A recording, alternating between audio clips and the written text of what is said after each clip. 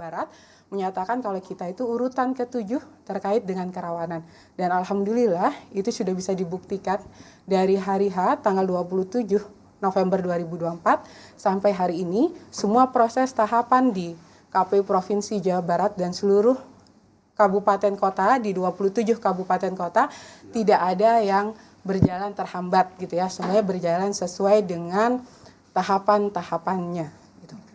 Bu, tapi kan dari DKPP ini ada keputusan bahwa 1 kali 24 jam PLT harus ditunjuk dari KPU. Infonya seperti itu, Bu. Seperti apa, Bu? Enggak, saya tidak melihat klausul itu, hanya memang menunjuk dalam proses tahapannya kan DKPP meminta KPU RI selama nanti 7 hari paling lama ya, setahu saya ya, tapi saya juga belum menerima putusan secara resminya untuk nanti melakukan pemberhentian terkait dengan saya sebagai ketua.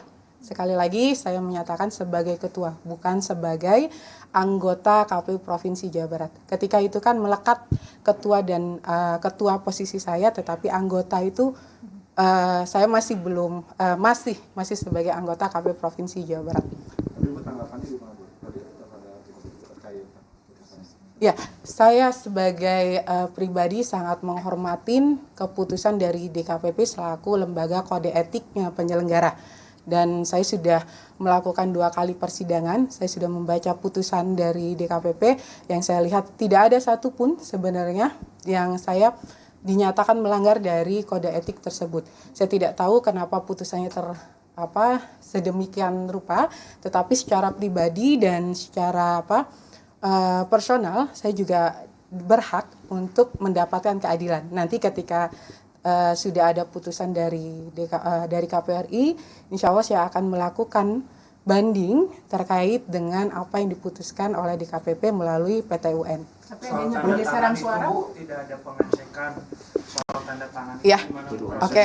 Ya, pertama saya di dalam fakta persidangan itu saya menyatakan kalau tidak ada satupun yang disanggahkan oleh pelapor itu saya terbukti.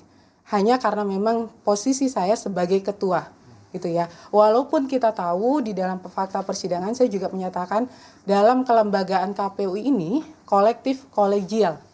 Artinya tidak mungkin saya melakukan keputusan tanpa dengan seluruh menjadi sebuah keputusan seluruhnya dari anggota yang bertujuh. Kemudian kalau dilihat yang dipermasalahkan D hasil, ini harus saya sampaikan dan saya juga sampaikan ke dalam fakta persidangan, itu ditandatangani oleh seluruh anggota KPU Provinsi Jawa Barat. Bahkan juga ditandatanganin, diparaf oleh seluruh saksi yang berada pada saat rekapitulasi itu. Dan selama proses rekapitulasi itu, ada teman-teman Bawaslu, yang teman-teman Bawaslu juga tidak melakukan sanggahan ataupun melakukan keberatan terhadap proses tersebut. Bu, pedoman kode etik yang dilanggar sendiri apa berarti, Bu? Ya, karena dianggapnya lalai tidak melakukan koreksi terlebih dahulu pada saat keluarnya D hasil. Namun dalam fakta persidangan saya sudah membantah itu. Dengan apa? Dengan memberikan keterangan dan bukti juga terkait dengan sebelum pencetakan D hasil, karena KPU Provinsi Jawa Barat itu mencetaknya melalui Sirekap. Kalau kita ganti saja satu, itu tidak mungkin bisa, karena pastinya akan merah, itu yang pertama.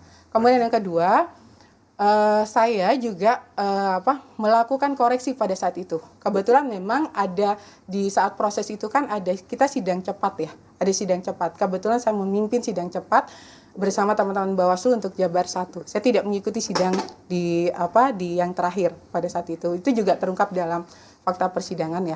Dan di sana juga sebelum pencetakan dilakukan koreksi bersama.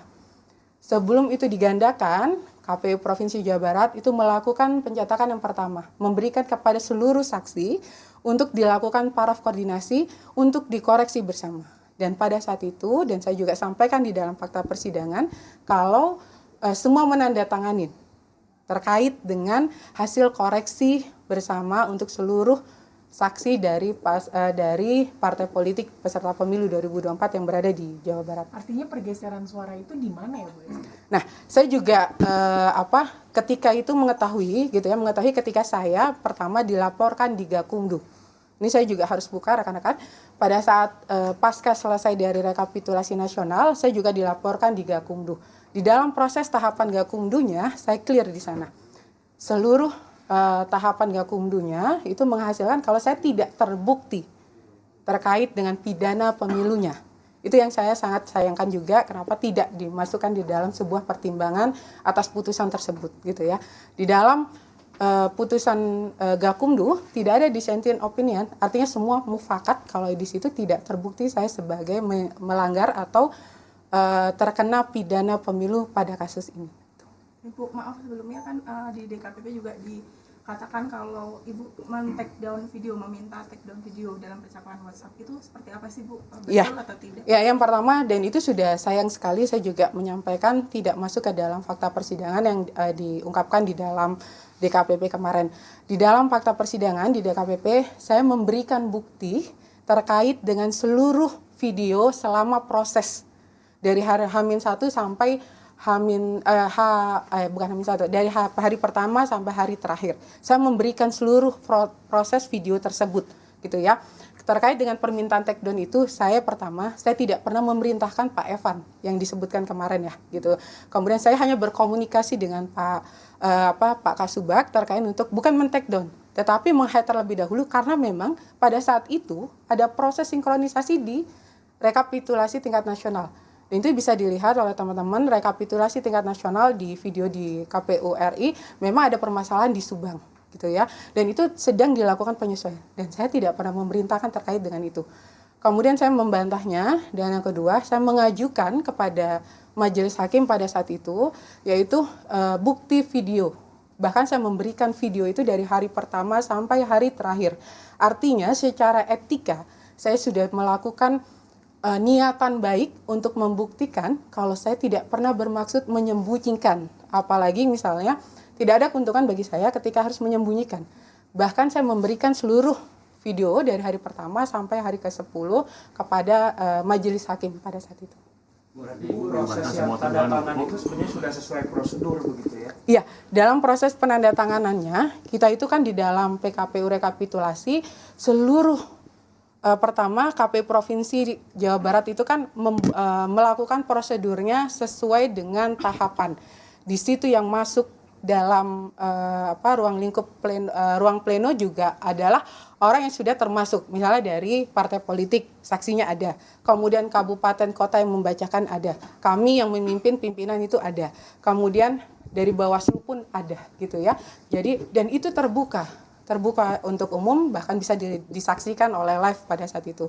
Dan di sana kami pastikan di hari terakhir ketika melakukan pencetakan yang kami lakukan di KPU Provinsi itu adalah pencetakan yang dilakukan melalui Sirekap. Artinya tidak ada manipulasi di sana. Karena kalau kita lihat teman-teman, Sirekap itu tidak bisa diganti di sana ya gitu. Rencana bandingnya kapan?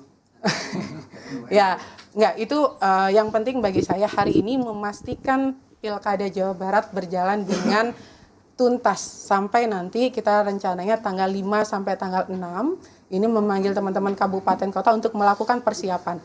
Di tanggal 7 sampai tanggal 9 kami berharap proses rekapitulasi tingkat Provinsi Jawa Barat sudah berlangsung, sudah selesai. Ini yang harus saya pastikan dulu. Terkait dengan apa yang terjadi di saya itu menjadi bagian hak saya untuk mencari keadilan. Gitu ya. Hak saya untuk membuktikan kalau sebagai penyelenggara saya tidak pernah melakukan itu.